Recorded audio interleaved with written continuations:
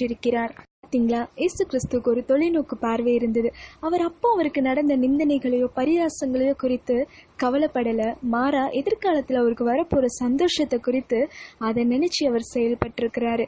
இன்னைக்கு உங்களுக்கு அப்படிப்பட்ட தொலைநோக்கு பார்வை இருக்குதா? இன்னைக்கு உங்களுக்கும் கூட அந்த தொலைநோக்கு பார்வை இருக்க வேண்டியது ரொம்ப அவசியம். ஒருவேளை உங்கள் முயற்சிகளை பார்த்து உங்களை சுற்றி இருக்கிறவங்க உங்களை பரியாசம் பண்ணுறாங்களா, கேலி செய்கிறாங்களா? உடைஞ்சு போகாதீங்க. யோசிச்சு பாருங்க, ஒருவேளை தாமஸ் டார்சல் அன்னைக்கு அவருடைய முயற்சியை விட்டிருந்தா இன்னைக்கு மருத்துவத்துறையில ஒரு வித்தியாசம் வந்திருக்காது.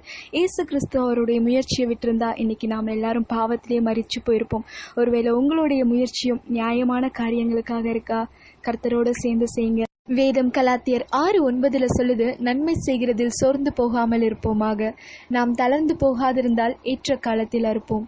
நீங்க கூட உங்களோட முயற்சியை கைவிடாம தொடர்ந்து கொண்டே இருங்க. ஜெயத்தை கொடுக்கிற தேவன் உங்களுக்கு ஜெயத்தை கட்டளையிடுவாராக. கர்த்தர் உங்களை ஆசீர்வதிப்பாராக.